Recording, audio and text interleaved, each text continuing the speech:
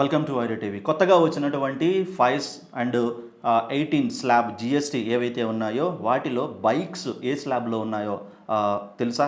Yes, నిన్న ప్రకటించిన దాని ప్రకారం జిఎస్టీలో 350 సీసీ కంటే ఎక్కువ ఇంజన్ కెపాసిటీ కలిగిన బైకులపై 40% పన్ను పడనుంది. అయితే ఈ మోడల్ సేల్స్ తక్కువని, పెద్దగా ప్రభావం ఉండదని చెప్తున్నప్పటికీ కూడా రాయల్ ఎన్ఫీల్డ్ కానివ్వండి, హిమాలయ 450 కానివ్వండి, ఇన్స్పెక్టర్ 650, అలాగే కాంటినెంటల్ జీటీ 650, బజాజ్ డామినర్ 400, అలాగే కేటీఎం డ్యూక్ 390, ఆర్సీ 390, అడ్వెంచర్ 390, ఇలా Kawasaki ninja 400, Z 6050, Honda CB 500, ఇలా వీటన్నిటిపైన కూడా ఇవన్నీ కూడా లగ్జరియస్ వెహికల్సే అనమాట. అంటే 350 సీసీ కన్నా ఎక్కువ కెపాసిటీ ఉన్న ఇంజన్స్, వీటన్నిటి మీద కూడా 40% వేసినప్పటికీ కూడా ఇండియాలో పెద్దగా ప్రభావం ఉండదు. ఎందుకంటే వాటిని కొనుగోలు చేసేది అందరూ కూడా rich people, above middle class. కాబట్టి ఖచ్చితంగా వాళ్ళు కొనుక్కోవాలి అని అనుకున్నప్పుడు ఆ పర్సంటేజ్ని 40%ని భరించాల్సిందే అంటున్నారు కొంతమంది.